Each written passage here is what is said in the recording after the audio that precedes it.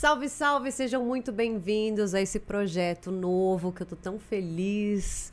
Principalmente porque eu tenho convidados muito especiais que toparam vir aqui conversar comigo, que moram no meu coração. E hoje, assim como eu escrevi numa dedicatória para ela, na canequinha com o rostinho dela, é uma das mulheres mais incríveis que eu já conheci na vida. Mais simpáticas, mais engraçadas, mais porretas. Mais FODA, que eu não posso falar. Salete, obrigada por ter vindo. Parabéns. Contar a sua história, dividir com a gente sua história, porque a gente te conhece como profissional, como jornalista, com especialização em macroeconomia, finanças, educação financeira, aquela que está sempre ali na TV para dar uma lição pra gente. E hoje você está aqui como mulher, como amiga, para contar a sua história. Olha, que é muito mais interessante, muito né, mais legal, Erika? muito mais legal. Mas super bom. Eu fiquei extremamente feliz com esse seu projeto. Você merece. Você é uma excelente entrevistadora e vai ser um diferencial de muita importância, acredite. Ai, gente, eu paguei R$200 pra Salete falar isso, a gente combinou. Tudo mentira. Sá, primeiro assim, se a gente começar na sua história no jornalismo, foi pelo esporte a entrada. Foi pelo esporte, né? Quem diria que você ia fazer essa virada foi depois que você ficou quanto tempo no esporte? Eu fiquei muito pouco tempo. Quando cheguei no Jornal da Tarde, o Jornal da Tarde, quem era o editor era o Roberto Avalone. Aí eu comecei cobrindo basquete. Mas foi uma oportunidade ou você... Foi uma oportunidade. Tem uma vaga no esporte, tô dentro. Porque quando eu comecei no jornalismo como revisora, coisa que nem existe mais. Então, eu fui para o Estadão como revisora e sempre que havia uma vaga na redação, eles puxavam os jornalistas que estavam na revisão. Então, na base, que entrava ali, a porta de entrada. A revisão é a base. Você vai entender melhor a elaboração de um texto jornalístico, a pontuação, as vírgulas. Tudo isso é muito distinto num texto jornalístico, não é? Não é um romance. Então, você tinha essa entrada legal de linguagem, de língua portuguesa, que eu amava fazer revisão, amava. E puxaram para o esporte, eu fui para o esporte, mas... Mas você curtia? Não era ou bem. Você foi falando... Eu curtia, porque eu tinha um amigo que era fissurado em esporte, então tudo que eles me mandavam cobrir, eu levava o Silvinho Mazuca. O Silvio Mazuca, o músico, ele tem uma ligação enorme. Mas no jornal? Não, ele ia comigo nos jogos. Como te acompanhar? Só não trabalhava lá? Porque ele tocava com meu ex-marido. Era baixista do Fábio. Então, eu contando para ele que tinha ido pro esporte, ele falou, que maravilha! Então, agora nós vamos assistir todos os jogos. Nossa, eles adoram, né? E no evento, só, pô, vou ter que cobrir, né? Aí só, pô, vamos. E ele me dava as dicas. Não, esse lance foi maravilhoso, sabe? Pode colocar aí. Uma consultoria ali. Com certeza. Eu precisava de qualquer forma. E depois você foi trabalhar com o Ming. Depois eu fui para economia, isso. Quando você se apaixonou por economia, falou que é isso que eu quero fazer, gostei. Muito. E de onde veio isso, sabe? Não tenho ideia, Érica, porque não tem nada no meu processo de desenvolvimento intelectual, digamos assim, que eu tenha tido essa veia econômica. Eu sempre gostei muito de pesquisar e ler sobre o funcionamento do nosso planeta, não é? Então, eu fazia algumas pesquisas sobre as diversas políticas que você tinha. Então, mas isso era um hobby meu. Eu gostava. O capitalismo, o socialismo, o comunismo. Eu gostava de ver na distribuição de trabalho como é que isso funcionava. E aí, economia, macroeconomia. É maravilhoso. Que manda. É maravilhoso. Então, eu me senti extremamente confortável na Getúlio Vargas. Eu acredito, inclusive, que eu tenha gostado mais da GV do que da Casper Libero. Porque eu me identificava... Mas aí você vai estudando também, você vai entendendo e você tem uma linguagem muito única. Hoje, acho que uma coisa que eu posso dizer, pelo menos da minha perspectiva, você ensinava, você já falava de uma forma muito clara e objetiva e que as pessoas pudessem entender de uma forma simples sobre economia há muito tempo. Hoje todo mundo faz videozinho na internet, todo mundo é economista, todo mundo, né, a pessoa dá dicas financeiras, educação financeira, qualquer um se acha apto para fazer um vídeo de conteúdo, mas você já fazia isso? Quando que você percebeu? Há 40 anos. Cara, as pessoas precisam de educação financeira. As pessoas precisam de ter algum conhecimento para poder ter uma atitude frente à realidade do dia a dia mais bem sucedida, Érica, porque nós vivemos num sistema capitalista e o dinheiro tem uma importância muito grande na sua sobrevivência. Sim. E dinheiro, para você fazer dinheiro, é muito trabalho. E de repente você perde. E como é que eu vou me recompor? Como é que eu vou me recuperar? Então, se ela tiver algumas informações básicas, ela não vai deixar o dinheiro na caderneta de poupança.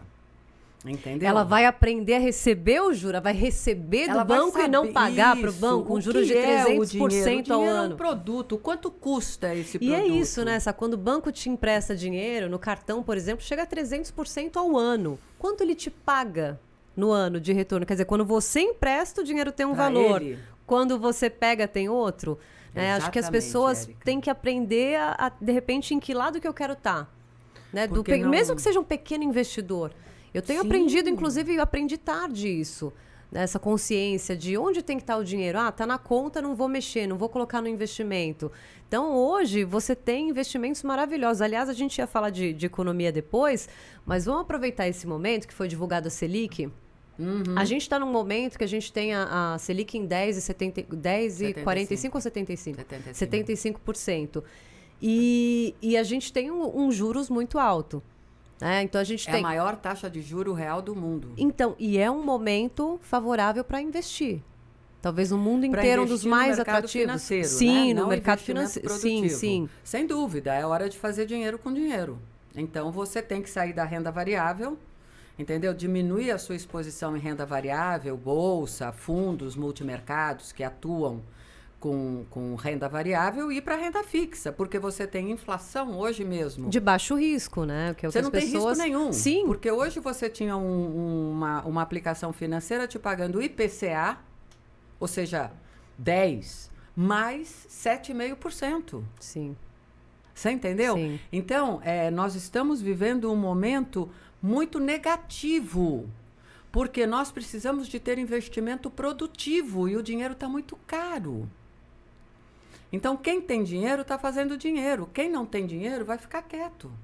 Eu não vou me endividar para investir, porque o custo está muito alto.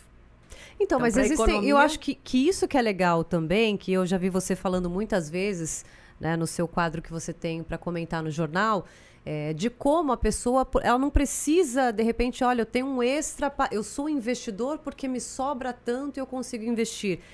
Começa onde ela vai deixar o dinheiro dela da conta corrente. Perfeito.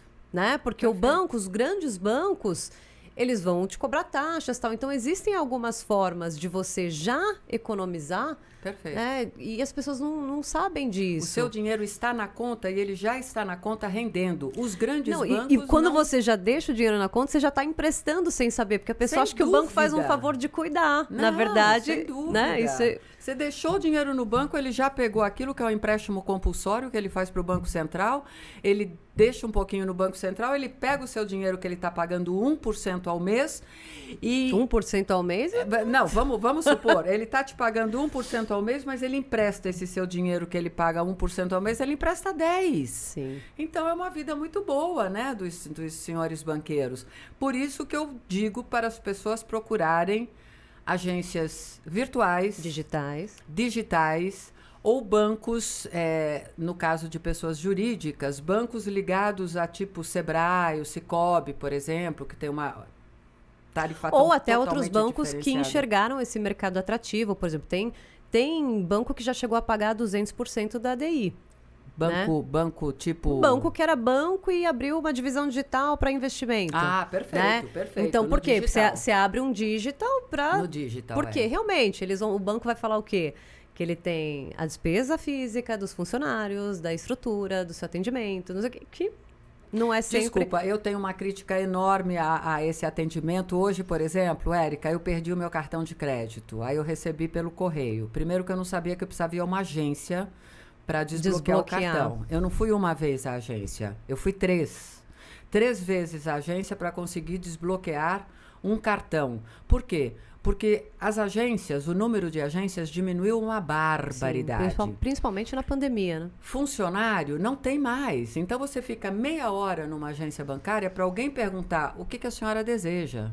Então nós estamos vivendo, no que diz respeito ao atendimento bancário, uma orfandade absoluta. Absoluta. Vamos aproveitar que a gente está falando de banco? Aquele vídeo maravilhoso. Vamos contar essa história, que tem gente em casa, talvez, que não conheça, os mais novos. Aparece na internet, sempre aparece, Salete é demitida. Ai, que horror. E aí eu tô na bancada, e enquanto você está na bancada fazendo um jornal ao vivo, você recebe informações de última hora.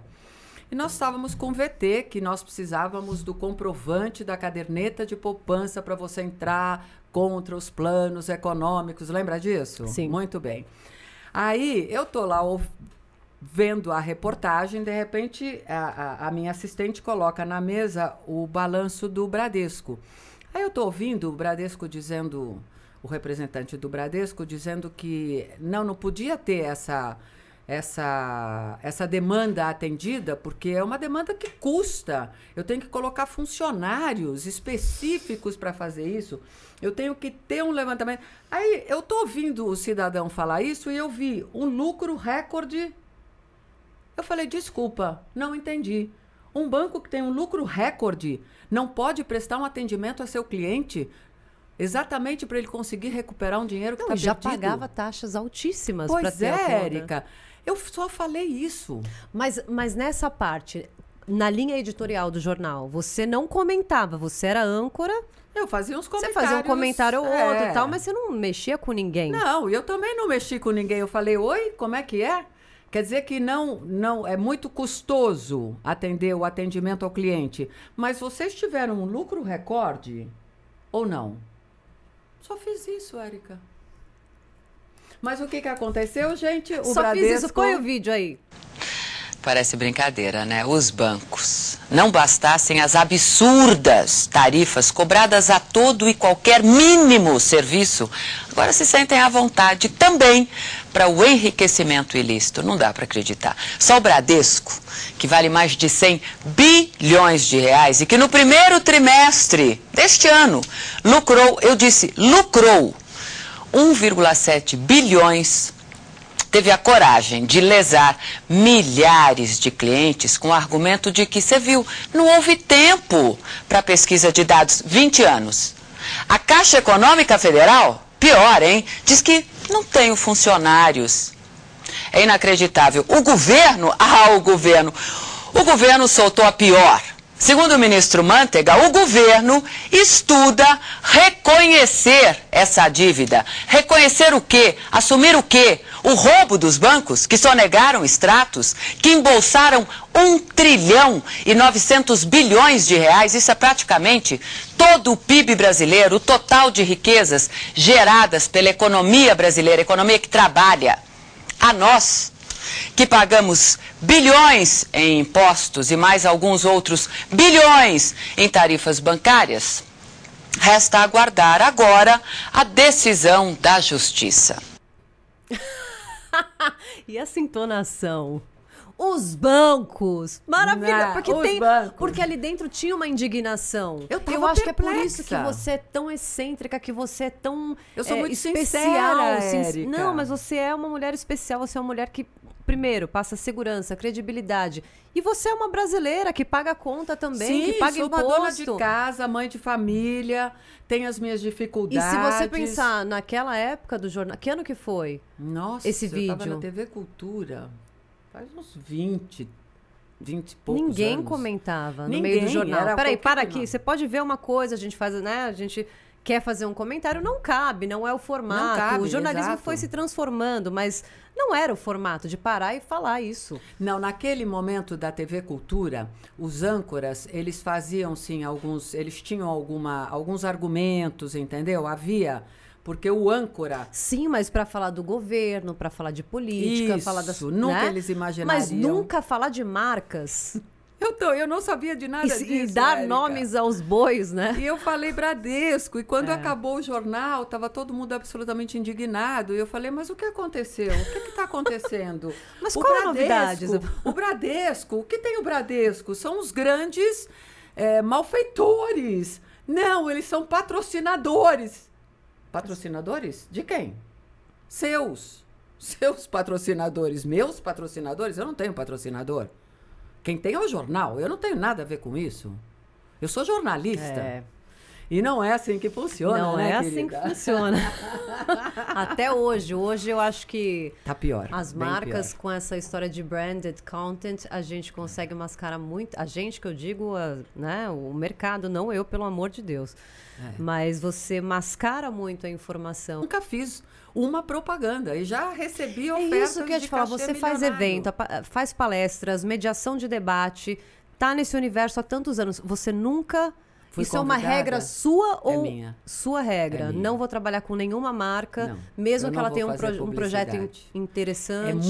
É um processo muito dolorido de credibilidade. Para eu associar todo o meu processo de vida a uma marca, essa marca tem que ser... Eu não conheço nenhuma que eu colocaria o meu nome, Salete Lemos bebe, ou Salete Lemos tem conta, ou Salete Lemos... Não só para economia, para nada? Nada. Já recebi Pô, ofertas fantásticas, financeiramente falando. Mas eu não preciso disso, Érica. Eu sou uma pessoa extremamente simples. Eu acho que na sua área realmente tem esse cuidado de falar, não vou me comprometer. Amanhã, se eu tiver que falar mal desse banco, ou dessa corretora, ou desse... Eu acho super válido. Mas até aí entrar num limite de nenhuma marca... Nenhuma, eu acho que isso também... Mas eventos corporativos você faz. Faço eventos corporativos, faço palestra, não sou filmada, não tenho essa coisa de ficar colocando uma palestra minha no YouTube, não dou permissão para isso, é uma coisa muito dirigida, muito específica. E se você colocar uma palestra da Salete Lemos num lugar X no YouTube, eles não sabem em que contexto está, qual está sendo a minha interferência naquilo, se eu estou respondendo o momento uma que o mercado vive, o que você fala e jogar isso lá para frente, fala, olha o que ela disse. Exatamente, Érica. Então é muito complicado. Hoje nós estamos vivendo um momento muito complicado. Você está extremamente vulnerável. E o jornalismo mudou muito também. Muito. Eu fico muito triste, porque eu vivi a melhor fase do jornalismo brasileiro, de uma independência, de uma responsabilidade, de nível de apuração. Você tinha que ter aquela notícia checada 3 vezes, você tinha que conversar com o ministro, você tinha que conversar com o presidente. Não adianta eu ouvir, alguém me disse, isso não existe em jornalismo. Eu vi na internet. Isso não existe. No meu jornalismo, isso não existe. Então... Hoje eu percebo que o jornalismo ele está na superfície, está ali, entendeu? E eu nunca sei se aquilo se não é, então eu prefiro fazer as minhas buscas e as minhas pesquisas. Em que momento você acha que isso mudou? Se teve uma interferência política, se foi não, a própria evolução das mídias e a velocidade... Sem dúvida, tecnologia. Eu estava no SBT... eu tinha uma salinha como esta e eu tinha todos os meus arquivos feitos manualmente durante toda a minha carreira de jornalista. Então, eu fazia Estadão, o que me interessava do Estadão. Eu tinha arquivos, como o velho arquivo da Folha de São Paulo. Nossa. Eu tinha tudo encadernadinho, tudo colocadinho. Um dia eu cheguei para trabalhar no SBT, tiraram toda a minha estante e me colocaram um computador. Eu falei, como assim? Cadê minha máquina? Não tem mais máquina. Eu falei, não, então não tem mais texto, porque eu sei se o texto está saindo bacana ou não pelo som que eu ouvia das teclas. Mas você já estava na transição ali. Já estava, mas porra... Você queria ser diferentona também. Era meu quartinho, cadê a minha máquina? Eu adoro digitar, e eu ficava fazendo outras coisas. Não, agora é só o computador. Eu falei, certo. Aquilo, o arquivo, não sei, te enchia de propriedade para falar, entendeu? E aí, a partir daí, Érica, eu acho que a coisa ganhou uma velocidade muito grande e as transformações foram resultado dessa velocidade tecnológica. Mas hoje, qual a sua opinião sobre o jornalismo, sobre o posicionamento político dos veículos, uma coisa mais escancarada? A gente sempre soube, né, o direcionamento de cada claro, um. Trabalhando mas hoje, dentro de uma emissora, sim. você sempre sabe. Não, mas você sabe, mas a coisa era mais... Não, eles não tinham coragem de chegar. Não era escancarada. Não Quando era. você acha que isso mudou? Olha, quando eu saí da Rede TV com o Boris, da Rede Record, e eu não entendia por que meu contrato tinha acabado de ser renovado, e eu não era mulher do Boris Casoy, eu não era namorada do Boris Casoy, eu não era nada do Boris Casoy, eu era só comentarista econômica, era amiga do Boris Casoy. E aí nós fomos todos demitidos por uma ingerência política do PT, não é? Até nós sabermos isso, que quem ligou foi o Dirceu, o Zé. O Zé estava completamente emputecido com o Boris, então tira esse cara do ar, tira tudo do ar. Já tira a Salete também. Tira a Salete também.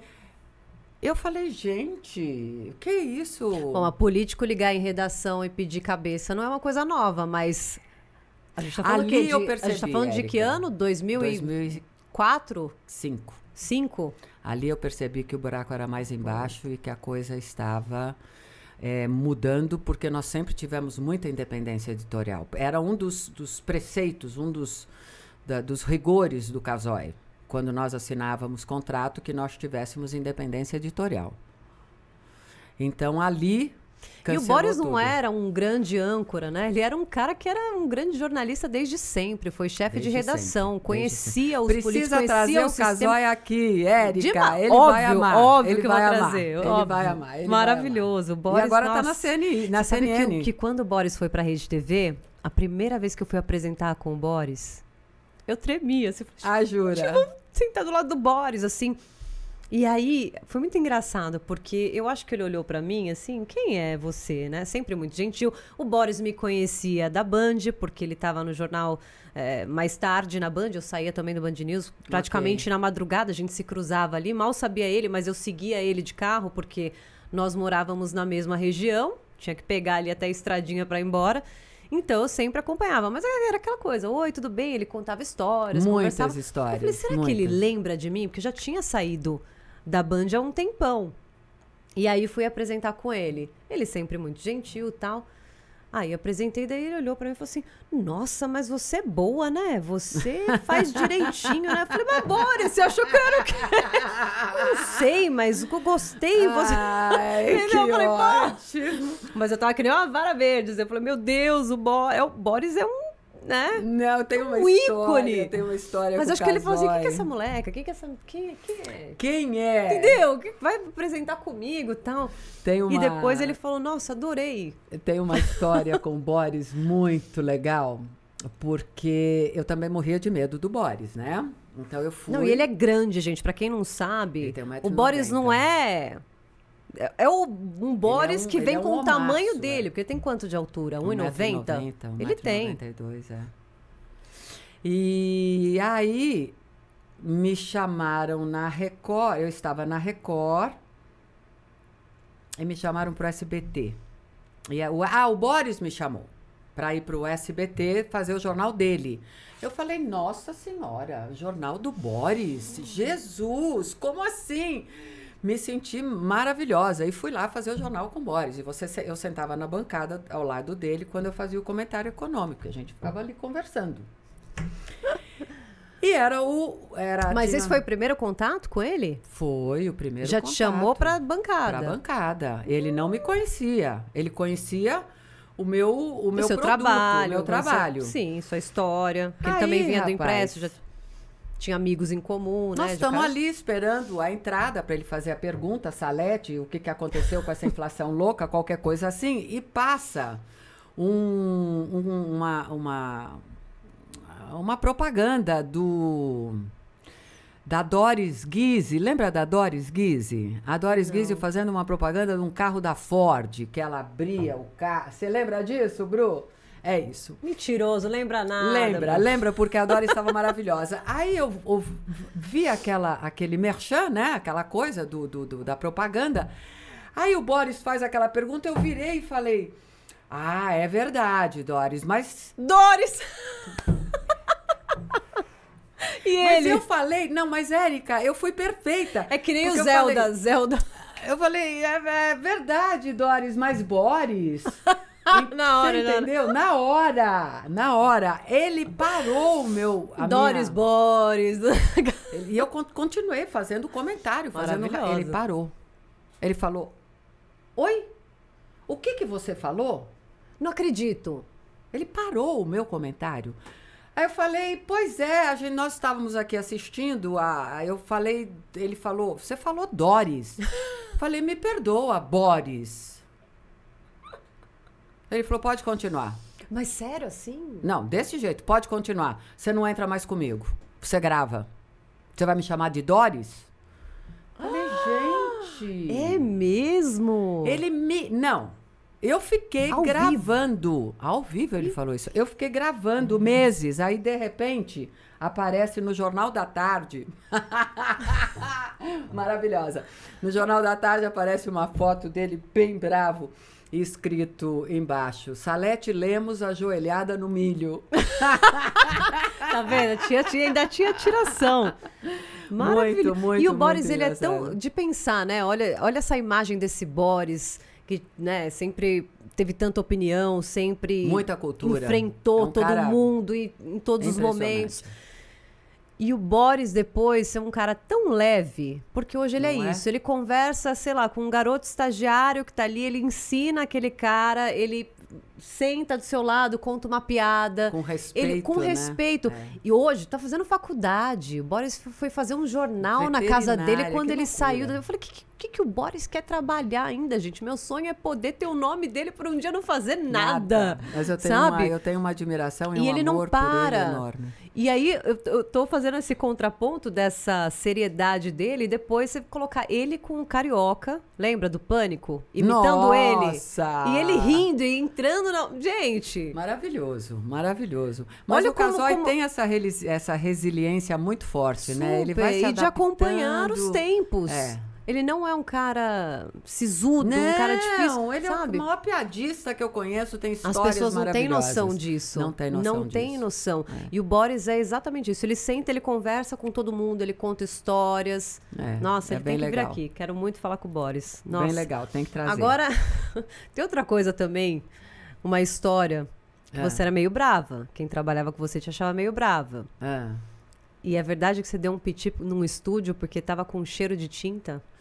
Sim, eu tenho uma alergia enorme, fecha a minha glote, entendeu? Eu tenho esse problema. O Mineiro era o diretor de jornalismo, ele já tinha falado dessa pintura. Eu falei, você, por favor, na hora que eu entrar para fazer o jornal, você tira isso ou me põe para fazer num estúdio diferente. Na hora que eu abri a porta... Ou seja, não foi algo que você deu um piti na hora, né? Você falou, conta é diferente, né? Não, eu não dei piti nenhum. Eu não sou de dar piti. Imagina, eu tô lá para trabalhar, eu vou trabalhar e vou fazer o jornal. Você já tinha avisado, sua alérgica... Já tinha avisado. Eu só saí dali da bancada porque eu ia morrer. Porque fecha a glote, você vai insistindo, fecha a glote... Então eu preferi poupar o nosso telespectador de não assistir uma morte ao vivo.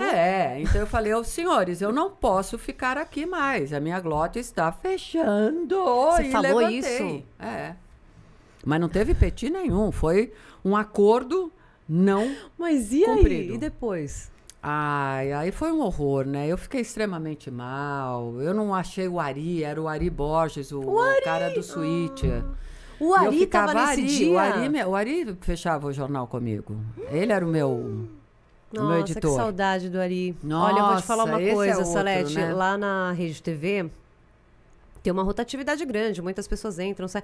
Um dos caras que eu mais aprendi foi o Ari. Ari Borges é uma escola de jornalismo. O Ari era um cara que eu era encantada por ele. Porque Lindo. ele sempre tinha uma história pra contar.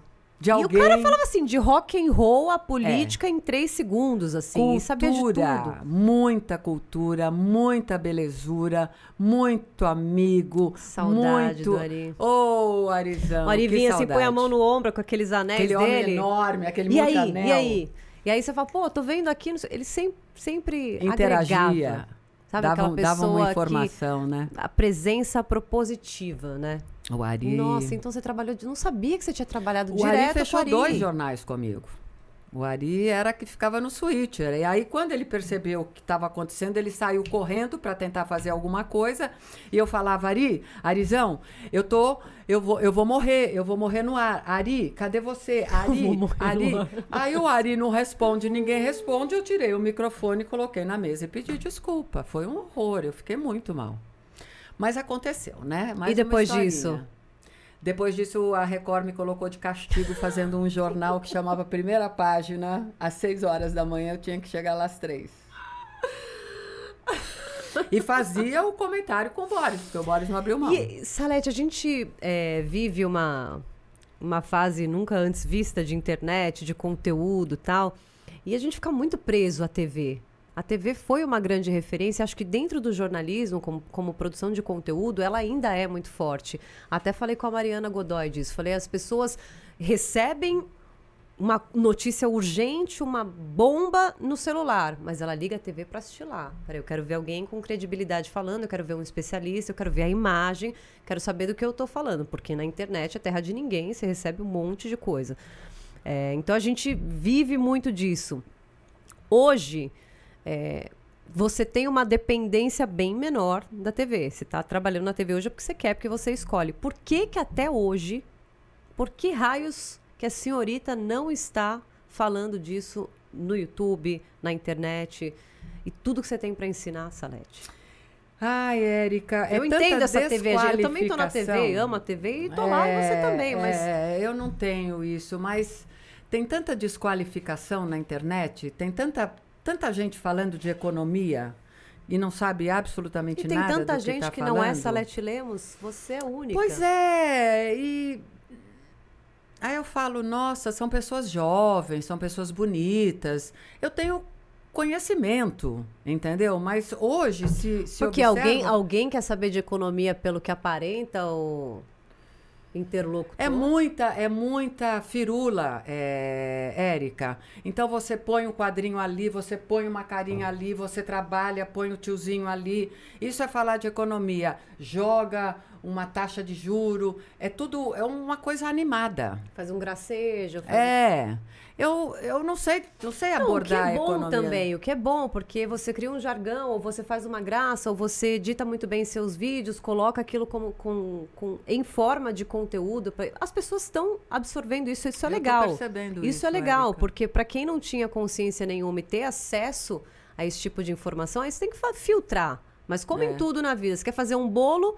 Você também vai seguir alguém na Sem internet dúvida. que dê um resultado. Ou, poxa, eu quero uma indicação. As pessoas pesquisam, é isso que eu estou falando. Sempre vai ter o pior entrevistador e o melhor entrevistador. Sempre vai ter a pior educação e a melhor educação. Você tem que saber passar por esse caminho, filtrar, pesquisar. Por isso que a TV ainda é muito referência. E a coisa da equipe. Eu vou fazer um podcast. Eu vou fazer sozinho, eu vou estar na minha casa. Não tem aquela coisa que a TV troca. tem. A TV tem uma coisa que é mágico. É mágico, Érica. Você chega, você interage com o colega, você recebe uma notícia, você corre ali para ver uma imagem. Você vê a concorrência, vê o que está fazendo E tem aquele movimento, e está fechando, a notícia não chegou, cadê o ministro? Cadê? Onde que não vê? Essa coisa, eu acredito que eu tenha, assim, uma dependência, porque eu gosto das pessoas, eu gosto de jornalistas, eu gosto do ambiente. Agora, fazer um podcast, pode ser que eu faça. Qual é o conteúdo que você consome? Digital, hoje. Ai, Érica, nem dá para falar nada, porque é tudo. Então, mas que você procura? Você ouve algum... O YouTube, eu entro direto, procurando pessoas, procurando análises, procurando palestras no YouTube. Eu acordo com a Folha de São Paulo, eu durmo com o Estadão. Mas tem algum nicho que a internet tenha te conquistado? Não, tipo, cara, eu gosto dessa pessoa que fala sobre budismo e todo dia eu consumo um conteúdo... Nada? Não, nem a Monja Cohen eu consegui. Que eu gostava das coisas que eu via dela. Tá igual a Mariana. A Mariana falou, pra que esses vídeos? Toca o sininho, me siga aqui, faça o link, não sei o que. Eu não tenho paciência. Meu pai fala isso, meu pai falando, eu não vejo vídeo com mais de 2 minutos. Ô, pai, mas também não é assim. Por causa dessas derivações, que aparece uma estrelinha, aparece não sei o quê, põe não sei o quê. Gente, eu não gosto disso. Mas, ó, por exemplo, você tem Instagram, você não usa muito. Quase não nunca uso posta nada. Facebook. Não uso nada. Não gosto de foto, não gosto de me ver, não gosto de postar nada. Mas, Salete, aí eu te falo por experiência. Eu fiz durante 1 ano um programa do Facebook, eu fazia live toda semana, falava dos assuntos mais antagônicos, diversos, opostos que você possa imaginar. As pessoas querem atenção, elas querem aprender, elas querem ouvir. Se você entra para fazer uma live, você não precisa ter estrutura nenhuma. Você entra no seu celular, com a sua câmera aqui e fala... Hoje foi divulgada a taxa Selic. Você sabe o que é a Selic? Gente, eu vim aqui explicar para vocês. Mas tem gente que vai falar, cara, obrigada. Será, Érica? Claro que vai. Eu vou pensar Salete, nisso, amiga. Eu vou fazer um podcast, Bruninho. Mas, ó, vou te falar, esse podcast não ia sair nunca do papel. Por quê? Porque eu trabalho em TV, eu tô acostumada com grandes estruturas, com pessoas, com essa equipe, essa estrutura. Falei, bicho, quantas matérias eu e o Bruno já levamos com o nosso kit ali? Câmera, Bruno, eu vou pegar minha câmera, você pega a sua pra gente não perder esse entrevistado. Porque hoje a TV não tem uma equipe, vamos fazer a gente. A gente montava tudo e fazia... Ela é legal sempre, demais, né? Sempre. O Bruno sabe, eu descendo do carro, assim, pra entrevistar, carregando minhas coisas. Como eu vi hoje aqui. Legal trazendo demais. as minhas coisas e tal. Então, assim... Por que eu tô falando isso? Porque a gente tem essa dependência de equipe. Se eu fosse esperar ter uma estrutura hoje, que legal. Olha, tô num estúdio aqui, é um investimento que eu tô fazendo em mim porque eu quero um formato legal. E é um formato de entrevista, ou seja, formato você precisa ter um estúdio, exato, sem precisa dúvida. ter uma estrutura mínima, tal. Eu quero receber bem os meus convidados, fazer até um mimo desse, mas é porque... uma Só que se eu esperasse uma empresa, uma rádio, uma empresa me contratar para fazer o conteúdo da Érica, esquece. E o conteúdo da Érica é Sabe? feito por Érica Reis, sabe? E assim, pode ser Érica que tenha por aceitação Érica. ou não tenha, mas Não, eu acho que não você... corre você esse tem, eu sou uma generalista. Eu sou uma pessoa que entrevista pessoas. Se eu tivesse a sua especialização, o seu tato, sabe? A sua ia falar de economia? Eu ia falar pra caramba. Eu ia falar, gente, que é o que você faz.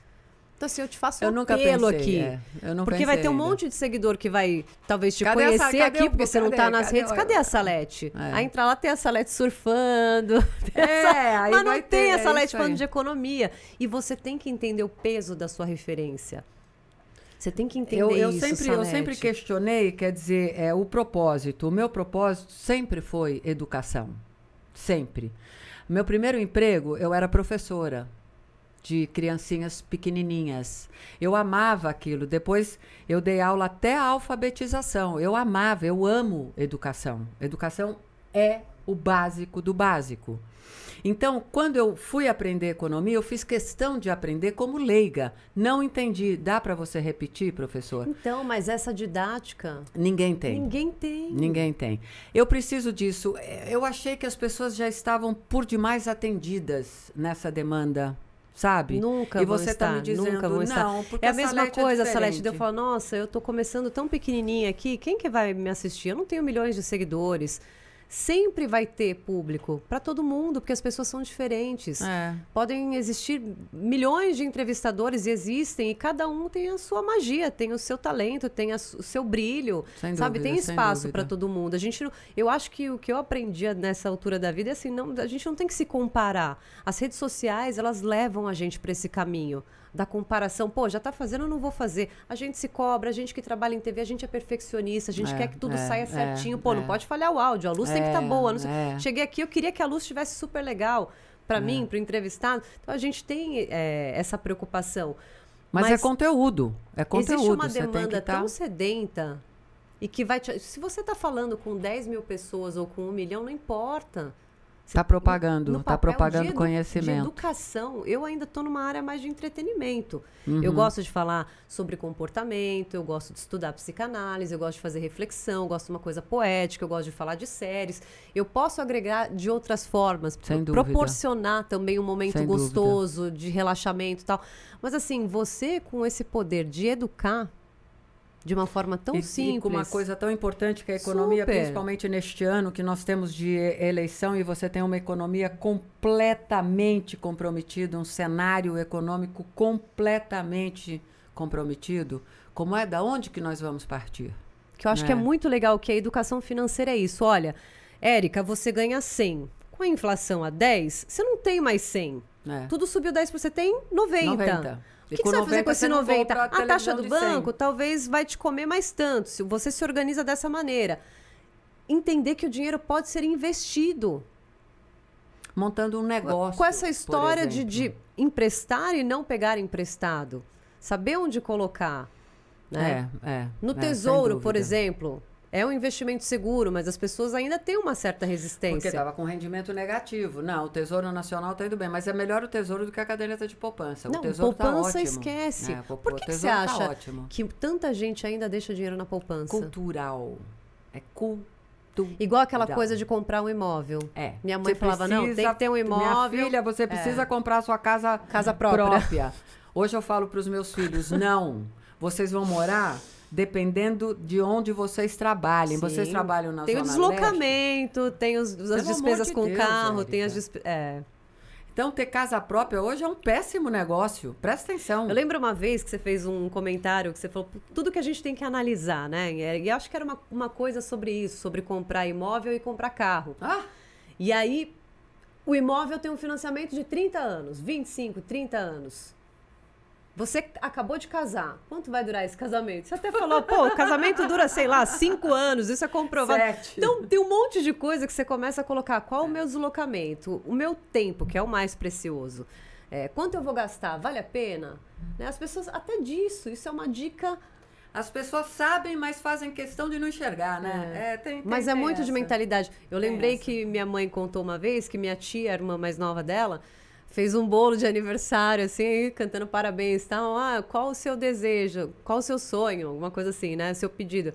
Eu gostaria de ter uma casa própria, tipo 4, 5 anos, entendeu? Que é o que a gente ouve. Aí todo mundo ri e fala, mas de onde ela tirou isso? Uma casa própria. Ela ouvia do carnê, não sei o quê, do Silvio Santos, da mãe que falava que queria a casa própria, o sonho da casa própria. Então, quando perguntar qual o seu sonho, eu falo a casa própria. É um pesadelo. Né? Como é enraizado isso, sem a gente saber. E aí você tem que ir para casa. Quer dizer, eu trabalho na Zona Leste. Eu moro na Zona Sul. Eu tenho que fazer esse deslocamento, porque minha casa está na... Não, isso não faz sentido. E se colocar na ponta da... Não faz sentido nenhum. Muito melhor você alugar um carro, alugar uma casa. Hoje, o que você acha que falta para o brasileiro? Por que ele se endivida tanto? Por que ele não tem noção do que fazer com o dinheiro dele? Ele não tem dinheiro. Ele está se endividando. Hoje você tem uma pesquisa mostrando que quase mais de 60%, 62% da população está endividada. Tínhamos um percentual de 58%. É muita coisa, Érica. Mas por que se endivida? Porque ele não tem como fechar o mês. E ele faz malabarismos. Ele usa o cartão, ele usa um cheque, ele pega o pessoal, ele cobre o cartão e, de repente, é muita coisa para você tomar conta, bicho. É muita coisa para você tomar conta. Você acaba dando um furo aqui ou um furo ali. Então, é melhor você refazer o seu orçamento e realmente fazer o que o governo não faz. Porque para nós termos uma inflação sob controle, o governo tem que gastar menos. Não adianta subir o juro. São duas pontas. Déficit público e taxa de juro. Nós estamos subindo juro, e o governo não está fazendo a parte dele. Entendeu? Nós temos de fazer isso na nossa casa. Corta a uva, não tem uva. Mas a manga, não tem manga essa semana, a manga está muito cara. E a gente se adapta. E você vai se adaptando. Não adianta você querer continuar com o mesmo perfil de consumo, porque o seu salário está comprando cada dia menos. Colega, presta atenção. Cada dia o seu salário compra menos. Então você tem que comprar menos efetivamente. Ou se organizar. Ou saber quanto que eu gasto em taxa, quanto que eu gasto nisso, trocar consumo, combustível. trocar consumo. Sabe? Você acha que consumo. esse tipo de educação financeira, de como economizar, Isso é cidadania. ou talvez diminuir gastos em casa, tô falando da dona de casa, é mais importante do que ela entender para onde vai o dinheiro dela, como que ela pode emprestar, como que ela pode... É tão importante quanto, porque ela só vai conseguir cortar aquilo que ela pode se ela tiver o espectro todo. A maioria, não tem o que nossa realidade cortar. não tem o que cortar. Você não consegue comprar o que você precisa, por isso esse básico. alto nível de endividamento. Não é por ignorância, as pessoas sabem. E como que a gente chegou nesse preço do botijão de gás, do combustível, dos alimentos? Teve piadinha, né? Durante a pandemia, em cada momento era uma coisa. Uma piada foi o arroz, lembra? Fazer um anel com arroz. Aí depois o feijão, o tomate. Enfim, como é que a gente vive nisso? Como é que a gente pode sair disso? Protestar isso? Não existe um protesto, existe uma atitude, né? Porque não há como você protestar contra uma alta de preço, a não ser você mudando o perfil do seu consumo. Se o ovo hoje está com uma alta de 12%, eu não vou comprar ovo. Eu vou comprar uma carninha ali que me substitua o nível proteico. Isso é o que a gente tem que fazer e que todo mundo fez. Que todo mundo está fazendo. O Brasil chegou onde chegou, por quê? Porque nós temos uma dependência muito grande de matéria-prima importada. O arroz é importado, o trigo é importado, a gasolina é importado, o botijão de gás. Não, e na pandemia, com o aumento do dólar, todo mundo quis exportar. O cara produz um alfinete, ele quis exportar. Isso, perfeito. Então, teve essa prioridade pela venda no mercado internacional, ou seja, e nós tivemos internamente os preços aviltados por conta da alta do dólar. Não tem como você não repassar se eu importo trigo. Aí é pro pãozinho, é o seu pão do dia a dia, enfim. Então, foi muito dólar e foi muito descontrole de gasto público. Muito. Porque, tudo bem, nós precisávamos dar o benefício do auxílio. O auxílio emergencial. Emergencial. Que agora é... Auxílio Brasil. É uma bobagem, né? Na verdade, tudo é uma Bolsa Família, tudo é uma... Precisávamos disso. Mas, quando... Você tem que ter prioridade de gasto. Esse governo não tem prioridade de gasto, gente. Sabe, o tamanho do Estado brasileiro, os valores que são gastos naquele Congresso Nacional, Érica. Pelo amor de Deus, Érica. Mas você vem falando isso há anos. Não é possível que você não saiba que é muito mais importante saber quem é seu deputado, quem é seu vereador, quem é seu senador, do que o presidente da República. Porque nós temos um parlamento com que custo precisa absurdo. de aprovação e você pergunta, em quem você votou para deputado? Você lembra? Não lembro, né? Não lembro.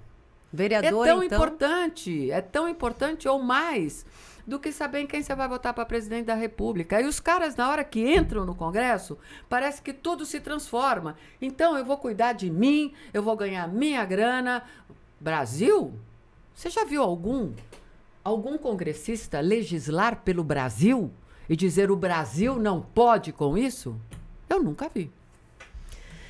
É complicado. Difícil, Estamos vivendo momentos muito complicados.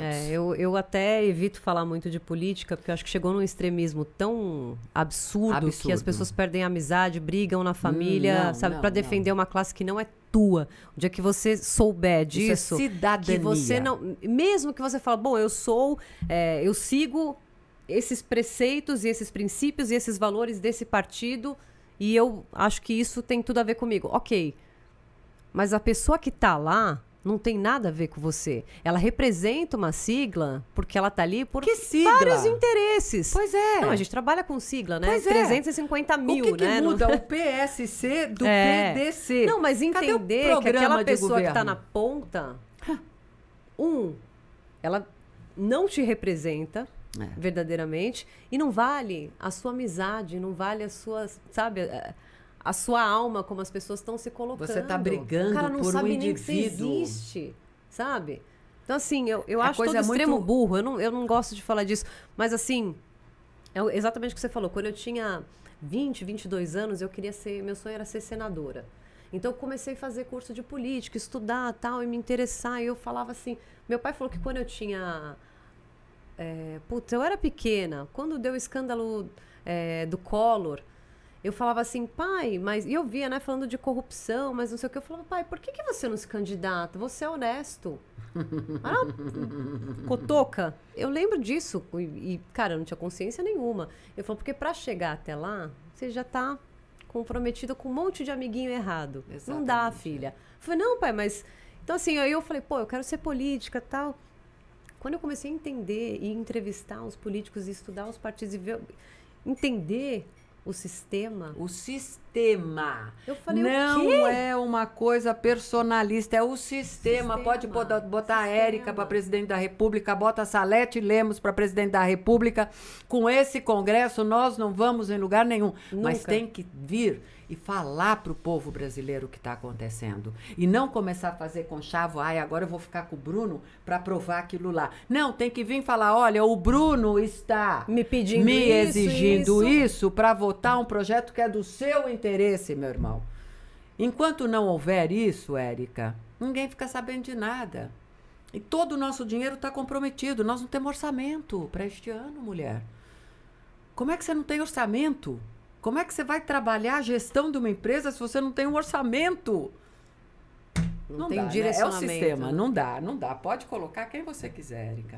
Não, e é tão difícil, porque hoje a comunicação ela é muito mais facilitada, ela está no celular. Então, cada um fala uma coisa, você não sabe em quem acreditar. Mas tem que ir pra... Tô falando do povão, que começa a ver de um lado, ouve uma coisa, pô, dizem isso, será que é, será que não é? Porque... É muito difícil também. É muito difícil. A nossa eleição, ela Se tem nós que temos mudar. Dificuldades... no jornalismo, inclusive, de procurar as nossas fontes, porque isso foi se transformando, que você fala, isso aqui não serve mais para mim. Isso aqui, não é? Sem dúvida, sem porque dúvida. Nós temos nossas fontes também. O discernimento, e você começa a falar, pô, claro. Isso aqui não dá mais. Pô, isso aqui mudou. Ali não... Imagina o povo. E a gente trabalha com informação. Tem que haver uma denúncia explícita. É muito difícil. Tem e que mesmo haver. se tem uma denúncia explícita, vai falar, não, é intriga da oposição aqui, porque não sei o que. É sempre esse joguinho. É sempre. Qual é a saída disso? Tem que haver uma mudança profunda, tem que mudar, tem que ter o voto distrital, as pessoas têm que perceber que o cara só vai governar se ele tiver maioria no Congresso. Então não adianta você eleger o presidente do PFL se todo o Congresso Nacional é PMDB, sei lá. Tem que se desmistificar tudo isso e tem que ensinar para as pessoas que o presidente não governa se não tiver uma maioria no Congresso. Então, quem vai estabelecer as leis e o modus operandi é o Congresso.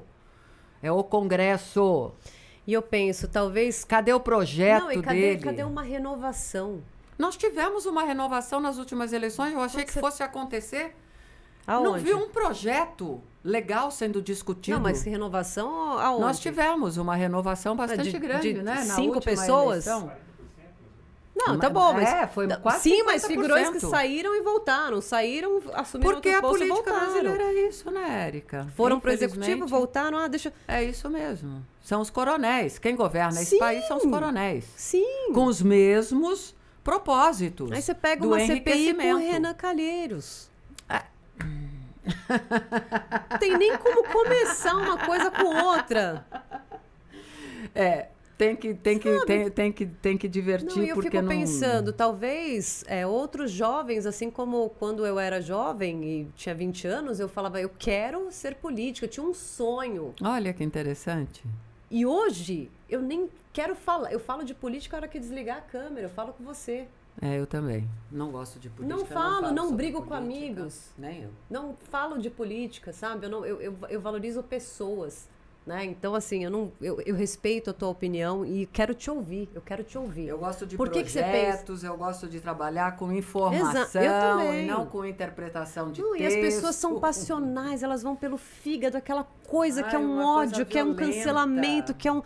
Não, sabe? Não conversa. Você está defendendo uma pessoa, um lado, um partido ou uma ideologia que nem sabe da sua existência, porque se soubesse, estaria de acordo com o que você idealiza. Então, assim, eu fico muito triste, porque eu não sei quando vai ter essa renovação. Eu não sei em quanto tempo... Olha, do jeito que está a nossa educação, querida, eu digo para você que isso vai demorar muito mais do que eu tinha previsto anteriormente. Porque agora, com uma evasão escolar de 66%, você percebe que o buraco aumentou uma barbaridade, né, Érica?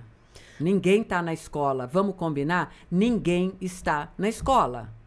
E a escola é um ponto básico para a cidadania, para desenvolvimento, para discernimento e para sua maioridade. Então, ou seja, vai piorar. Com certeza. Ai, alguém traz uma pílula da alegria para esse país. Com certeza. Mas olha, esse ano vai ser bem ao mesmo tempo, a gente viu também nos últimos 15 anos as pessoas tendo acesso muito mais a viagens, à tecnologia, ao consumo. Eu acho que... Muito mais gente com acesso a consumo? Sim. Saíram 40 milhões. O que de repente nós tivemos num governo anterior, onde nós colocamos 40 milhões de pessoas no mercado consumidor, então, isso que foi o que nós fizemos, nos últimos 15 anos. Agora tirou. Agora essas pessoas não estão mais no mercado consumidor. A concentração de renda foi muito grande, eu ia pegar essa mudança desse acesso dessa população ao turismo, ao consumo, a hábitos alimentares, acesso à educação, a tudo isso, comparado com o que a gente não tem agora, mas o que eu estou falando assim, naquela época também não existia uma consciência financeira. Estou voltando à educação financeira, por isso que eu citei isso. Ok. Hoje você tem acesso à informação. Não, e hoje não tem como, não tem... Cara, eu vou falar, graças a Deus eu trabalho muito, ganho bem, faço eventos fora da TV, né? Faço o meu corre, digamos assim, faço muitas coisas, porque eu tive um corte de 33% e você cortar 33%, independente de quanto você ganha, como você se planeja para sobreviver, para uma inflação de 10%... Corta salário... Oi? Então, eu sei como, né? A gente pode imaginar a dificuldade de cada família. Dúvida, nós gasolina, eu ando de carro quando eu preciso. Não tem mais, não tem mais. Pessoal, vamos sair, vamos juntar aqui, vamos com um carro só? Claro. Estacionamento tá caro, gasolina tá cara. Claro. Supermercado, sorte que eu ainda moro no mesmo condomínio dos meus pais, eu passo lá às vezes para almoçar na casa deles, entendeu? Privilégio, privilégio, porque... Cada vez que você vai ao supermercado é um absurdo. Eu falo, cara, como as pessoas vivem? Como as pessoas elas não estão vivendo? É só você andar na rua que você vê que as pessoas não estão vivendo. As pessoas estão sobrevivendo. E certamente estão sobrevivendo porque ainda existe um sonho na cabeça. Porque senão já tinham se jogado do viaduto do chá. Mas você acha que quando essa renda aumentou lá atrás... Essas 40 milhões de pessoas, elas também não tinham uma orientação do que fazer. Não tiveram. E elas gastaram num consumo talvez desenfreado também. Poxa, que legal, posso dar isso aqui para o meu filho. Quantas pessoas eu vejo, sabe, que quer dar uma condição melhor do que aquela que teve. E deu no que deu. E deu no que deu também. Sem dúvida. Né? Porque sem não dúvida. é culpa porque da pessoa, ela não tem planejamento. Ela não é estável. E aí ela estava achando que aquilo de repente era para prosperar. Sempre. E não é. Ia melhorar cada vez mais. Então você tem sempre que trabalhar com uma margem de erro, sempre.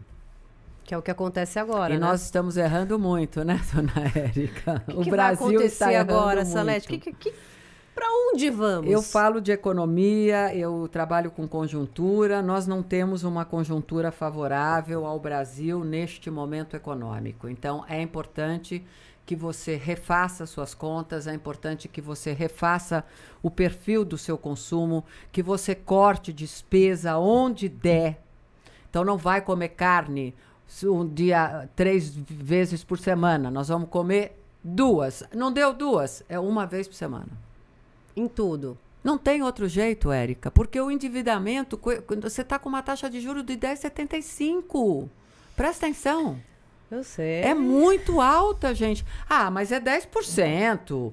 Então eu empresto 1.000, eu vou pagar 1.100 no mês que vem. Depois é 1.200, 1.500. Presta atenção. É juro composto. É um assalto, né? É uma cinte. É uma sacanagem. É uma sacanagem. Mas pelo menos tem essa visão, já que você está no mercado de investimento de baixo risco. Sim, você Quem tem puder, que buscar. qual é a sua indicação para um Hoje CDI, eu trabalho CDB? Eu trabalho com CDB que me paga. Eu trabalho com não CDB? pré-fixado, eu trabalho com pós-fixado. Mas É hoje a sua a minha orientação... é pré-fixado. Pré-fixado? Renda fixa, pré-fixado. Para quem tem pouco capital. Tem uma sobrinha ali de 5, 10 mil. Tem uma sobrinha. Conseguiu, recebeu da mãe. Ninguém tem uma sobra de 5, 10 mil. Nós, da população brasileira, né? Mas quem tem uma reserva e está aí gerenciando... Tesouro Nacional hoje... Tesouro Nacional está pagando IPCA mais 5,25. Bacana. Porque você cobre a inflação e tem um juro de 5,25, é juro real. Sim. Vamos combinar que lá fora nós estamos com uma taxa de juros de 0,25. Sim. E muita gente também não sabe que tem o fundo garantidor de crédito, né? Então, para saber quem está começando, onde que eu vou aplicar, tem que ser baixo risco, renda fixa, variável, é pós, é pré, né? As pessoas têm muito... É muita opção, e né, hoje, Erika? eu acho que com esse número de opções, né? Quer dizer, com todas essas corretoras e todos os bancos e os bancos digitais, todo mundo falando, e cada um explicando talvez de um jeito e mostrando o que é mais atrativo, é bem difícil para o investidor que está começando saber o que fazer. O que eu falo, por isso que a educação financeira é vou jogar importante na sua cabeça. E eu falo o que eu faço, tá? Eu estou optando por isso. Estou saindo de renda variável, de bolsa, porque nós temos aí a possibilidade de uma guerra. Você já perdeu muito dinheiro? Já, perdi bolsa? muito dinheiro. Muito dinheiro. Com a pandemia eu perdi muito dinheiro. Mas estou trabalhando, então mesmo tudo bem. com todas as projeções que você já tinha e tal? Com tudo, não. É risco, né? E aí você tem que continuar ali correndo atrás do prejuízo. Graças a Deus eu consegui, na própria bolsa, recuperar o que eu perdi na pandemia. Ainda tô com um negativozinho ali, né? Mas você tem jeitos e formas de operar, porque muita gente perdeu muito dinheiro. Sabe, o que você gosta de fazer na sua vida que te dá mais prazer? Eu adoro cavalgar, eu adoro remar na praia. Stand-up você faz? Adoro. Adoro um stand-up, adoro ficar no sol. Adoro. Fico ali meia hora no sol. No mato, eu amo com os andar cachorros. No mato, tomar banho de cachoeira. Eu sou bem simples. Eu sou uma pessoa absurdamente... Aliás, eu vou contar uma. Um dia eu chego na TV, Salete brava. Falei, o que foi, Salete? O meu cachorro. Você lembra disso? Conta. Coitadinha da Frida. Eu cheguei da praia, gente, para trabalhar na Rede TV. E eu tinha uma secretária de redação, eu não vou lembrar o nome dela, acho que era Lídice, talvez. Bom, e de repente eu tô lá trabalhando, a Lídice tá lhe chamando. Eu falei, nossa, tá bom, então vamos lá. Ela falou, olha, a Lídice falou, o seu cachorro está assustando, não? Está assustando a segurança da Rede TV. Eu falei, eu não tô entendendo. Minha cachorra, ela tá dentro do carro. Qual o problema? Não, você vai ter que dar um jeito na sua cachorra. Não, e gente, era um doce. Que ela é grande. Ela é grande, mas ela é uma fofa, ela estava dentro do carro. Ai, a Frida, que saudade. Mas eu tenho outra, eu tenho a Tila. A Tila é minha Rottweiler agora, que me acompanha, minha parceirona. Você também gosta de animal igual, né? Mais do que de gente igual. Eu gosto muito dos meus bichos, sabe? Gosto mesmo, Érica. Eu não consigo entender, juro, até hoje, uma pessoa que não sente amor quando vê um animal. E eu não tô falando só de cachorro, domesticado. Não, o papagaio eu amo de paixão. Não, eu vi um bichinho Sagui, até outro dia. Adoro. Eu olhei o bicho, eu não sei nem o que ele é. Um bicho, sei lá, da Malásia, ele bem estranho. Eu amo, eu olho, eu falo, entendeu? Que coisa tudo, mágica a natureza, que é a natureza. Por isso que eu falo, quando a gente fala sobre Deus, sobre o universo, sobre o Criador, criação e tal, e nós somos co-criadores, porque nós habitamos o planeta, eu falo, cara, como que você olha pro fundo do mar com aquelas cores, aqueles peixes, ou você olha uma zebra, você olha uma girafa, você sabe, uma borboleta, transformação da borboleta. Você fala que não existe um negócio mais lindo na vida e mais prova de amor do que... Nossa. Pensa. Nossa, quando eu fui para a África, eu fiquei completamente... Eu fiz um safari ali da Namíbia para África do Sul.